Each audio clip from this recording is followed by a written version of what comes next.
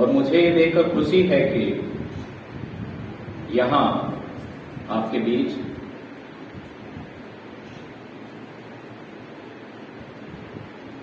छात्रों की तुलना में छात्राओं की संख्या कुछ ज्यादा ही, कम नहीं। ये बड़ी खुशी की बात है। ये उन सभी महान लोगों की जीत है जिन्होंने हमारे पिछली कुछ शताब्दियों के इतिहास में बच्चियों की शिक्षा के लिए कुर्बानियां दी और लड़ाइयां लड़ी।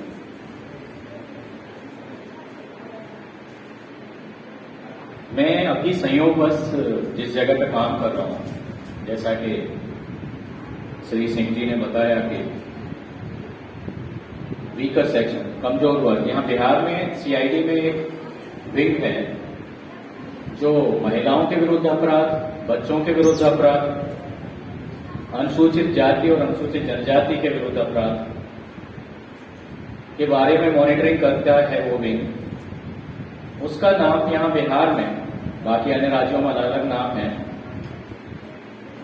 हमारे यहाँ उस विंग का नाम है कमजोर वर्ग। सीआईडी में एक विंग है। अभी मैं उस विंग को हेड कर रहा हूं, एडीजी वीकर सेक्शन सीआईडी पद का नाम। तो कुछ ऐसा संयोग है कि ये विषय महिलाओं का, बच्चों का, एससी एसटी का, जो कि हमारे यहाँ कमजोर वर्ग के रूप में माने जाते हैं कि भाई ये अंडर प्रिविलेज रहे हैं, उससे मैं जुड़ा हुआ हूं। यहां अभी हम लोगों ने दुर्गा स्तुति गान सुना। बहुत बार ये बात कही जाती है और श्री सिंह जी ने भी उसी को बताया कि यहाँ कोई डिस्ग्रेस करने की महिलाओं को या ऐसी कोई बात नहीं रही है। जो बायोलॉजिकल डिफरेंस है वो अपनी जगह है। और इस क्रम में हमारे यहाँ जो देवियों की महिमा रही है, दुर्गा जी की या अनेक जो हमारे देवी देवताओं का बहुत बड़ा, उसमें से इसका हवाला दिया जाता है। लेकिन मैं विनम्रतापूर्वक इस बात से असहमत हूं कि जानबूझकर और बहुत व्यवस्थित तरीके से महिलाओं को या दूसरे जिनको कमजोर वर्ग कहा जाता है उनको वास्तव में हीन भावना उनके अंदर पैदा करने का एक व्यवस्थित प्रयास नहीं किया गया है। मैं इससे कतई असहमत हूं। बल्कि मैं ये कहता हूं कि सिविलाइजेशन के, इवोल्यूशन के एक दौर में, एक खास दौर में, जिस समय हंटर गैदरर सोसाइटी से आगे बढ़ते हुए, विकास की एक नई छलांग लगाते हुए हम नोमैडिक पास्टोरलिज्म और एग्रीकल्चर की तरफ बढ़ रहे थे, जिस समय हमने domestication of plants and domestication of animals सीखा था, लगभग 10,000 साल पहले से लेकर 15,000 साल पहले की ये डेवलपमेंट्स रहे दुनिया के दूसरे अलग अलग जगहों पे, स्वतंत्र रूप से भी कुछ हुए और एक दूसरे से सीखते गए। उसके साथ ही पितृ सत्तात्मक व्यवस्था की पकड़ बढ़ी और साथ ही साथ इन्होंने, जिसमें धर्म, जातर धर्म, चाहे हमारा धर्म हो चाहे वो धर्म हो जो इस देश में बाद में आए हैं, हम जानते हैं दूसरे धर्मों के नाम से, पुरुषों ने अपनी पकड़ धर्म के नाम पर, ईश्वर के नाम पर और ईश्वर के नाम पर विभिन्न कमांडमेंट्स के नाम पर उन्होंने अपनी पकड़ बनाई और महिलाओं को हीन भावना से व्यवस्थित तरीके से ग्रसित किया। ये ऊपर के फसाड पर मत जाइएगा कि जहां मैं इस मंच से कह दूं कि हमारे एक सीनियर जो अभी सर्वोच्च पद से रिटायर किए थे अपनी इच्छा से, स्वैच्छिक, अभी भागवत कथा का पाठ करते हैं परम पूजनीय फला जी, उनसे मेरी एक बार बहस हो रही थी जब वे सेवा में थे। एक ऐसे ही मंच पे जो महिलाओं के विरुद्ध अपराध के मामले में प्रशिक्षण का कार्यक्रम था, तो उन्होंने वो कहा कि हमारे यहाँ महिलाओं का स्थान पुरुषों के बराबर नहीं, कभी बराबर नहीं रहा, बल्कि पुरुषों से कहीं ऊपर रहा। और इसके लिए उन्होंने फटाफट, संभवतः मनुस्मृति का है वो अंश, यत्र नार्यस्तु पूज्यन्ते रमन्ते तत्र देवता, इसका हवाला दिया। ये सब धोखा देने वाली चाल है, ये मूर्ख बनाने की टैक्टिक्स है। एक तरफ हम कहीं डाल देते हैं यत्र नार्यस्तु पूज्यन्ते रमन्ते तत्र देवता, और उसी देश में, उसी समाज में न सिर्फ सती के नाम पर एक एक बार में एक एक नई दर्जनों जितनी पत्नियां, उपपत्नियां, दासियां होती थी उनको जलाया जाता था। ये देश दुनिया भर में अनूठा हमारा ही देश रहा है, और आज भी दुनिया के आधुनिक समाजों में सबसे शर्मनाक ब्राइड बर्निंग वाला समाज हमारा ही देश है, जिसकी वजह से कानून में संशोधन करके डाउरी डेथ का प्रोविजन भी करना पड़ा, section 304 B Indian penal code. मेरी बाद में उनसे बहस हुई, क्या आपको पता है कि जो धर्म, चाहे हमारा धर्म हो और भी दूसरे, इस मामले में यूरोपियन बेटर थे, जिन्होंने मोनोगैमी को बहुत स्ट्रिक्टली, मोनोगैमी के बारे में बहुत आक्रामक तरीके से उन्होंने बात कही। वो हम लोगों से, ओरिएंट से, पूर्वी देशों से, हिंदू सोकॉल्ड और सोकॉल्ड मुस्लिम समानों से वो बेहतर थे कि उन्होंने मोनोगैमी, यानी एक व्यक्ति की एक ही शादी हो, एक पति को एक ही पत्नी रखने का अधिकार हो लीगली। ये चीज यूरोप से, ये प्रोग्रेसिव सोच हमने आधुनिक समाज में जो आई है, स्वतंत्र भारत में हिंदू मैरिज एक्ट भी बना, वो भी ये नई चीज है। हिंदुओं में और इस्लाम में पत्नियों की संख्या के बारे में मोनोगैमी नहीं इन्होंने इसको किया, लेकिन क्रिश्चियनिटी को भी, मैं ये नहीं कह रहा कि पैट्रियार्की के उससे कोई भी अछूता है, पुरुष ने व्यवस्थित तरीके से, और धर्म एक ऐसा हथियार रहा है, धर्म के नाम पे आप तर्क नहीं करते, आप सवाल नहीं करते, आप कहते हैं फेथ है, हम बिलीवर हैं, आप इस पे सवाल उठा रहे हो, आपके खिलाफ ब्लैस्फेमी का मुकदमा होगा, या आपको चुपचाप किन्हीं कलबुर्गी, किन्हीं गौरी लंकेश या किन्हीं दाभोलकर या किन्हीं पांसारे की तरह आपकी हत्या कर दी जाए। फेथ, मेरी आपसे गुजारिश है कि अगर हमें, चाहे एक आम जागरूक नागरिक के रूप में, चाहे जो यहां हमारे भाई बहन, बच्चे बच्चियां बैठे हैं शिक्षक और शिक्षिका बनने के लिए, हमें तर्क संगत बात को पकड़ना होगा। पॉलिटिक्स सिर्फ जो वोट मांगने के नाम पर और सिंबल के नाम पर और पार्टियों के नाम पर होती, सिर्फ वही पॉलिटिक्स नहीं है, उससे खतरनाक पॉलिटिक्स हजारों साल पहले से हो चुकी होती है, जिनको धर्म का नाम दिया गया। हमारे धर्मों में कम पॉलिटिक्स नहीं है, कोई भी धर्म, और उस पॉलिटिक्स की एक्सप्लॉयटेशन के अलग अलग लेयर्स में सबसे महत्वपूर्ण, सबसे ज्यादा यूनिवर्सल लेयर है कहीं तो ये महिला और पुरुष के बीच जेंडर बायसनेस। सोशलॉजिस्ट आप में से कुछ लोगों ने कहीं पढ़ा होगा तो आपको पता होगा कि there is a difference between sex and gender. Sex is natural universal phenomena, nature ने बनाई रिप्रोडक्शन के लिए। One part of species is male and other part of that species is female. That is sex. That was natural thing. There was biological difference between both sexes. Generally speaking, ज्यादातर जो intelligent species हैं, जिनमें हमारा Homo sapiens है और इसके अलावा और होमोनिड्स हैं और एप्स हैं, उनमें males are stronger physically, they are more muscular. Certain hormones हैं टेस्टोस्टेरोन है और उनको ज्यादा मसल्स है, वो ज्यादा स्ट्रॉन्गर है, तो 1 to 1 बात आए तो they can beat female very easily biologically brutal force से, but that was not that great a problem. ये जो फर्क था बायोलॉजिकल पुरुष और स्त्री के बीच में ताकत का, साइंटिस्ट बताते हैं कि अपर बॉडी में मेल स्ट्रेंथ की तुलना में फीमेल स्ट्रेंथ एवरेज, मैंने कहीं स्टडी साइंटिफिक पढ़ रहा था medical, 55% and lower part of body that is legs, उनमें स्ट्रेंथ मेल की तुलना में फीमेल का 70%। ये मैंने कहीं पढ़ा, इससे भी ज्यादा डिफरेंस हो स्ट्रेंथ का, तब भी वो इतना खतरनाक नहीं।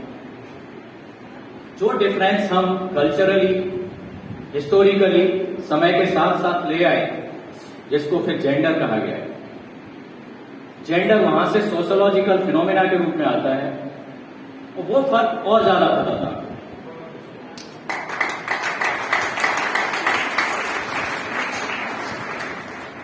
मतलब आंसू आ जाते हैं सोच के, सुन के। माफ करेंगे अपने स्वरजीत सिंह जी अगर मैं जरूरत से ज्यादा टाइम ले रहा हूं, लेकिन मुझे लगता है कि ये चीजें साझा करना बहुत जरूरी है। अभी मैं जब इस पद पे आया लास्ट ईयर, तो मैंने अपने एक सीनियर डीएसपी के खिलाफ, जो बहुत ताकतवर था, एक दबा हुआ मामला था जो उसने 14-15 साल की बच्ची के साथ डीएसपी रहते हुए अपने सरकारी आवास में बलात्कार किया था। वो किसी तरह मेरा मामला सामने आया, मुझे कुछ उसकी एविडेंस मिली। एक दो मेरे साथी अधिकारियों को छोड़कर, ये हम 21वीं शताब्दी की बात कह रहे हैं, एक दो मेरे साथियों को, सहयोगियों को छोड़कर जो मेरे साथ काम कर रहे थे और कर रही थी, जिनको पता था मेरे बारे में कि मैं न्याय के लिए कितना प्रतिबद्ध हूं या नहीं हूं, उनको छोड़कर विभाग के ताकतवर लोग ज्यादातर उस अभियुक्त से सिंपैथी रखते थे, न कि उस गरीब बच्ची से जो बिलो पॉवर्टी लाइन, बहुत ही गरीब सामाजिक पृष्ठभूमि और आर्थिक पृष्ठभूमि से आती थी, उसके प्रति नहीं। मैं 2021 की बात और 2022 की बात कहना चाहता हूं। हम पुराने जमानों की भी और जब डार्क एजेस की भी मैं बात नहीं कह रहा हूं, मैं अभी की बात कर रहा हूं, जहां आप सब खड़े हुए हैं, हम सब खड़े हुए हैं और बहुत बातें हो रही, वहां भी अभी एक बंदा बोलता है जो एक्यूज है, उसी का बैचमेट, एनदर बैचमेट जो मेरी इस टीम में जो न्याय के साथ खड़ी थी उसमें शामिल है, उसको कहता है कि अरे क्या तमाशा बना रखा है, वो दाई थी, उसके साथ अगर कुछ उसने कर ही दिया तो इसके लिए आप तमाशा इतना बनाए हुए हैं, पीछे पड़े हुए हैं, डीएसपी के जान हाथ धो के पीछे पड़े हुए, उसको खदेड़ जेल भेजेंगे। ये कौन बोल रहा है? एक सीनियर पुलिस ऑफिसर जो डायरेक्ट गस्टेड पुलिस ऑफिसर के रूप में बहाल हुआ है, जो बिहार में रहने वाले बच्चे जो सरकारी सेवा में आना चाहते हैं, तो union public service commission, Delhi से जहां से आईएएस आईपीएस सिलेक्ट होते हैं, उसके बाद नेक्स्ट सबसे बड़ी सेवा अगर कोई है बिहार के बच्चों के लिए, तो बिहार पब्लिक सर्विस कमीशन रहता है, और उसमें नंबर 1 रैंक पे जाया करता था डीएसपी का पद। बिहार पब्लिक सर्विस कमीशन जो 8-10 करोड़, अब तो 10 करोड़ से भी ज्यादा आबादी की होगी, जब ये बंदा सिलेक्ट हुआ होगा, जो कह रहा होगा, तब भी बिहार की आबादी 7-8 करोड़ जरूर रही होगी। उन 7-8 करोड़ आबादी वाले एक बड़े राज्य की जो बच्चे पढ़ने वाले सबसे बड़े पद की अगर कामना करते थे, उनके पास संभव था बीपीएससी में, तो टॉपर डीएसपी बनता था। बीपीएससी का टॉपर डीएसपी बनता रहा है हाल के साथ साथ।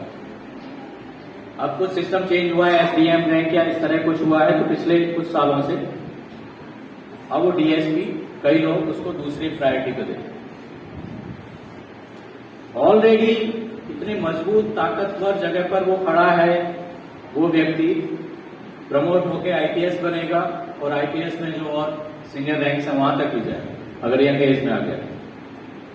वैसे लोगों के विचार हैं।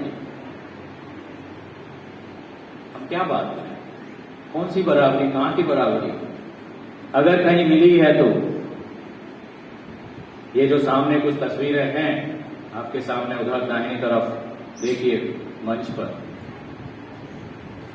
वैसे और ऐसे अनगिनत लोगों की कुर्बानियां और साथ में जो न्यायप्रिय दूसरे लोग हैं डी क्लास दूसरे वर्ग से यानी मेल में से, कुछ जो डी क्लास लोग रहे जो अपने को शोषण की इस क्लास जेंडर वाली से अलग करके न्याय के लिए साथ खड़े होकर देख पाए, उन लोगों का समर्थन जाने अनजाने, ये सामने आपकी तस्वीरें दिख रही हैं, और अनजाने गुमनाम हजारों लाख लोग। और धर्म के नाम पर आप शिक्षक होने जा रहे हैं, इसलिए मुझे बताना जरूरी लग रहा है कि आप समझें कि ऐसी चीजें जिनको हम अत्यंत पवित्र मानते हैं, बातें होती हैं कि श्रीमद्भगवत गीता हमारी इतनी अच्छी फिलॉसफी और जीवन दर्शन की पुस्तक है, इसे सिलेबस में लगा देना चाहिए। तो मैं एक किस्सा बताता हूं। अभी लास्ट ईयर मेरे यहाँ जो सबसे बड़े अधिकारी होते हैं डीजीपी साहब, उनका ऑफिस का एक करीबी बंदा था ऑफिसर, वो गीता की किताब मुझे भेंट करने आया। मैंने बैठो चाय पियो, सर ये हमारे गुरुजी हैं और ऐसे ऐसे कर रहे हैं, वो आपको देने के लिए। सर आप पढ़ने लिखने वाले अधिकारी माने जाते हैं आपको। मैंने कहा भाई तुम बैठ के चाय पियो, और ये किताब मेरे जैसे लोगों के लिए, ये और ऐसी अनगिनत किताबें धर्मों की, ये गुलामों के लिए लिखी गई किताबें हैं और गुलामी की किताबें हैं।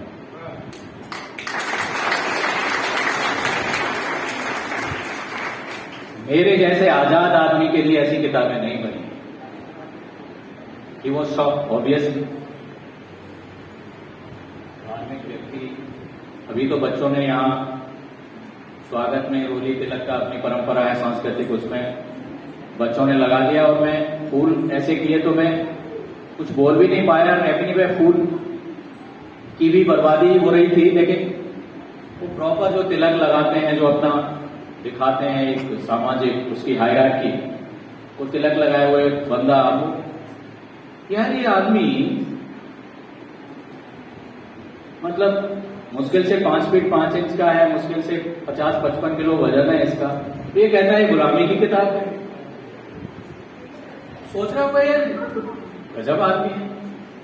लेकिन जूनियर था तो बहुत हंगामा तो खड़ा करने की स्थिति में नहीं था, और मैंने उसके साथ तो व्यक्तिगत तौर पे तो विनम्रता से पेश आ रहा था। मैंने कहा भाई तुम चाय पियो। फिर मैं उसको खोज रहा था, मुझे याद नहीं था, लेकिन मुझे कंटेक्स्ट याद था।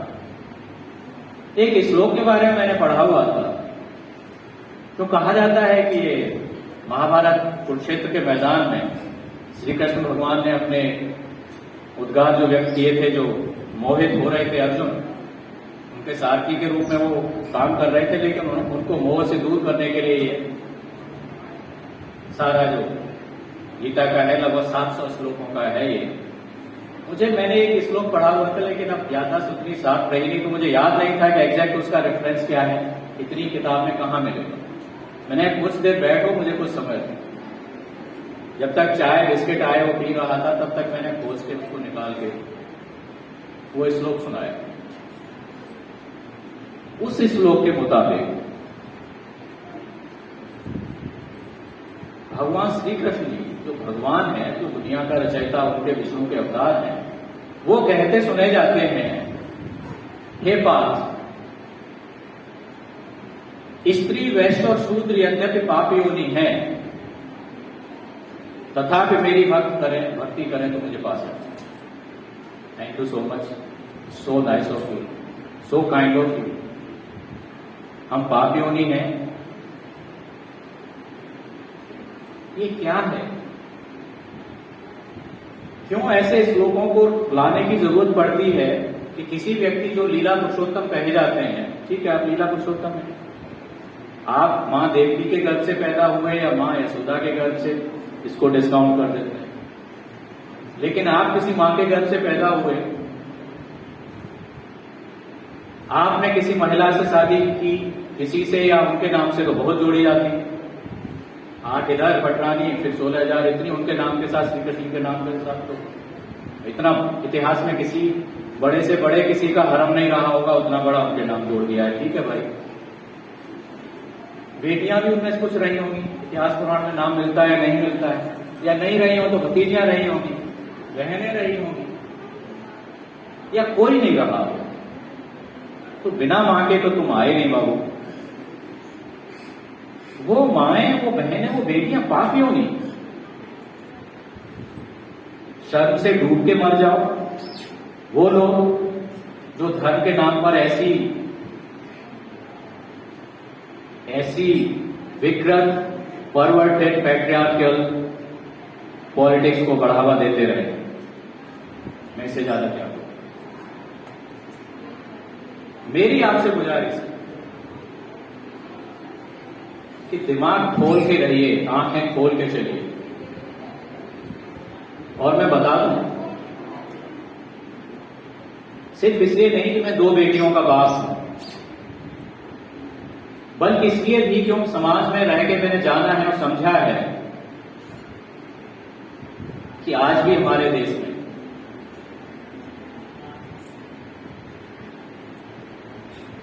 बच्चे इन जनरल, बच्चियां इन पर्टिकुलर सुरक्षित नहीं है।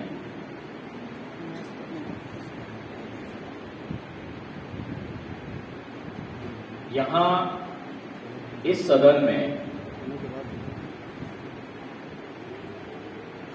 महिलाओं की संख्या ज्यादा है, वो अपने दिल पे हाथ रख के सोच रही कि मैं कह रहा हूं अगर गलत कह रहा हूं।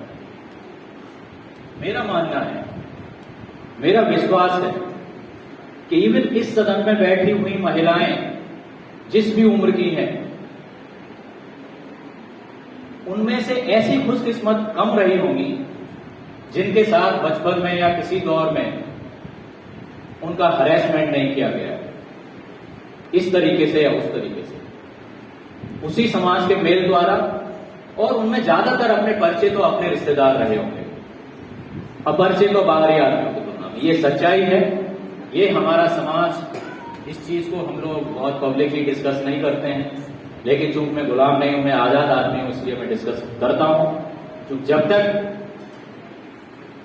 हम किसी गलत चीज के बारे में जो हो रही है हमारे बीच में, उस पर बात नहीं करेंगे, तब तक पता है क्या होता है, हमारी बेटियों को, हमारे बेटों को, बच्चे हैं वल्नरेबल, बेटा भी है, इसलिए पॉक्सो एक्ट में जेंडर न्यूट्रल है, वो सेक्स न्यूट्रल है। पॉक्सो जो कानून बना 2012 में, बच्चों को सेक्सुअल हरेसमेंट से बचाने के लिए बहुत मजबूत कानून है।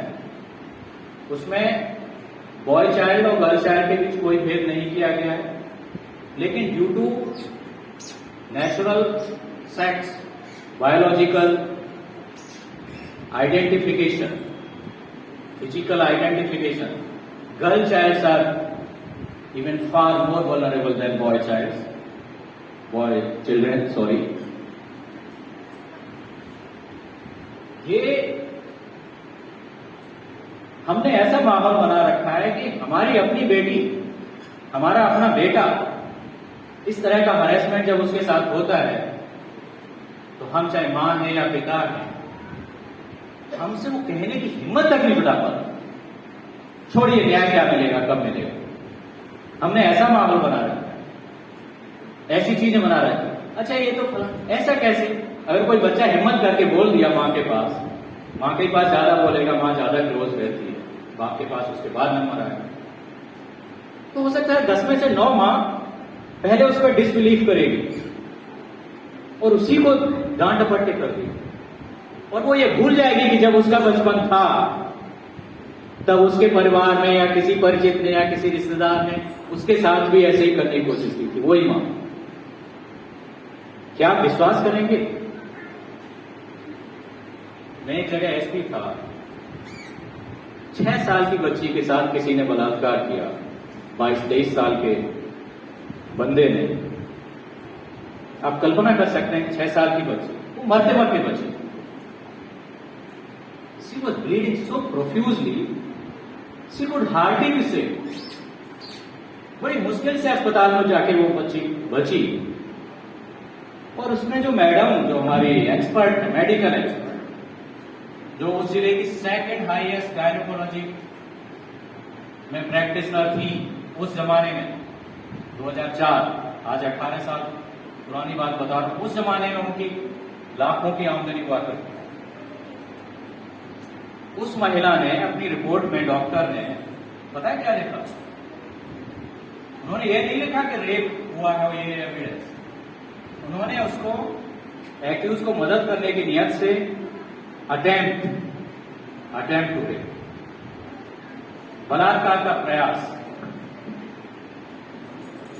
एक कदम, जो कानून ने आपको ताकत दी है, एक्सपर्ट है, आपकी रिपोर्ट ट्रायल में बहुत महत्वपूर्ण एविडेंस होने वाली है, आपने उस पर लिख दिया अटेम्प्ट। मैंने जब रिपोर्ट देखी, आई वॉज फ्यूरियस। मैंने मेडिकल बोर्ड का गठन कराया, लेकिन डॉक्टर भाई तो सबने अपनी डॉक्टर को समझ गया कि एसपी छोड़ेगा नहीं इसको, तो वो अपनी साथी डॉक्टर को बचाने के लिए गोलमोल टाइप की रिपोर्ट। उसके बाद मैंने खुद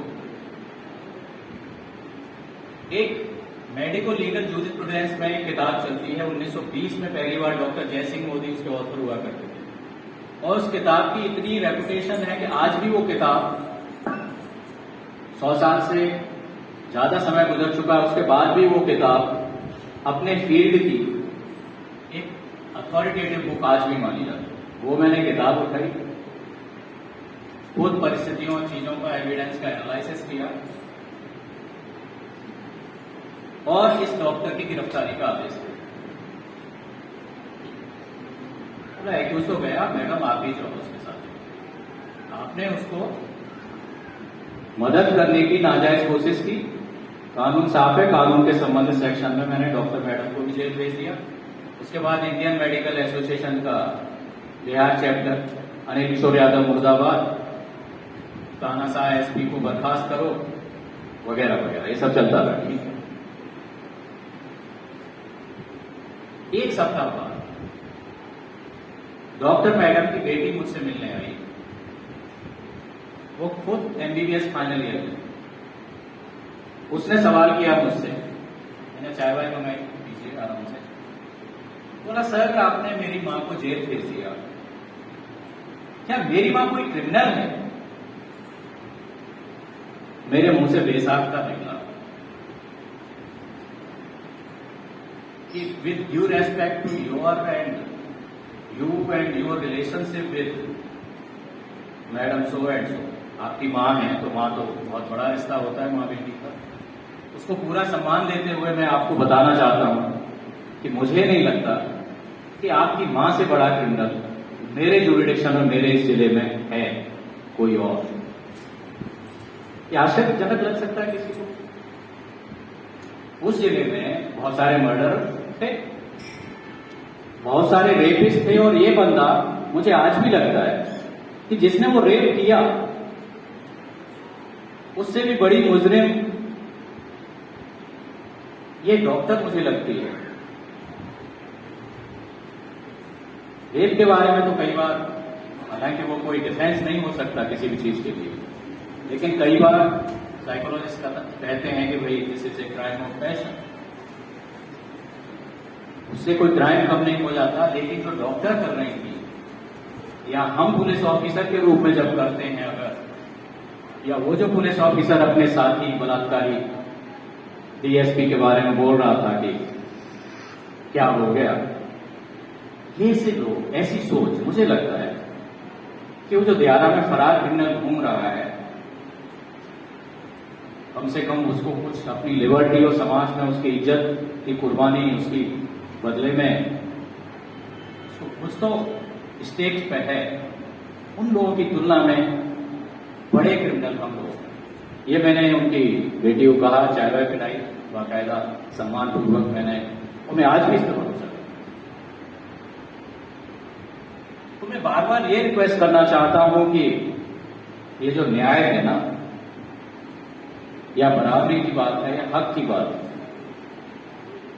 ये एक दिन कुछ लोगों की लड़ाई और कुर्बानी से हमेशा के लिए आने वाली पीढ़ियों को नहीं मिल जाया करती। किसी ने कहा है कि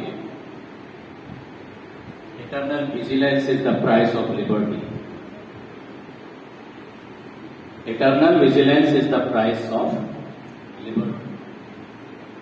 इसको मोटे तौर पर इसका ट्रांसलेशन करें तो सतत जागरूकता ही, लगातार अगर हम जागरूक हैं, जागृत हैं, ये हम रहें, यही है आजादी की कीमत। अगर हमें आजाद रहना है नागरिकों के रूप में, इंसान के रूप में, अपने अपने व्यक्ति विशेष के रूप में, समाज के रूप में, तो हमें लगातार सजग व जागरूक रहना होगा और अन्याय के खिलाफ आवाज उठाते रहना होगा।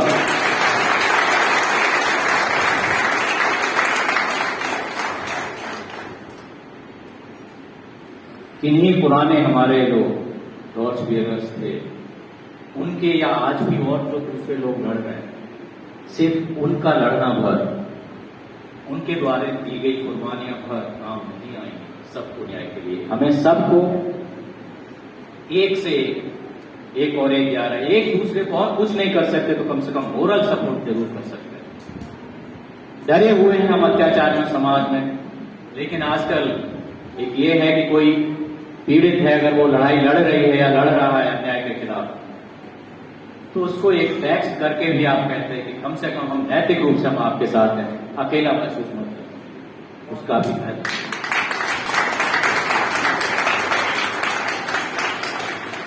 आपके उस एक टेक्स्ट का भी महत्व होगा किसी ऐसी बच्ची के लिए जो अपने सम्मान की लड़ाई लड़ रही हो, ऐसे लोग जो उसके सम्मान की लड़ाई में उसके साथ खड़े हो।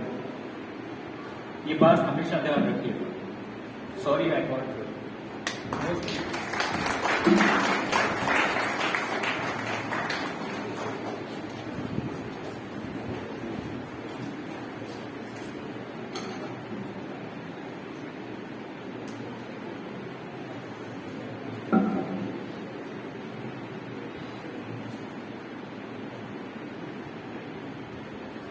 Injustice anywhere is threat to justice everywhere।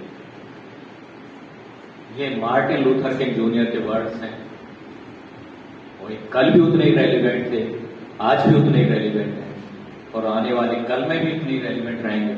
इसका ध्यान रखिएगा और कुछ अपना कंट्रीब्यूशन पॉजिटिव हो सके न्याय के लिए करते रहिएगा। Thank you.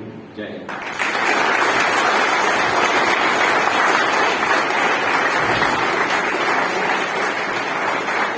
हमारे मुख्य अतिथि सर के लिए जोरदार तालियां। उन्होंने अपने एक्सपीरियंस से हम लोगों को बहुत ज्यादा प्रेरित किया है।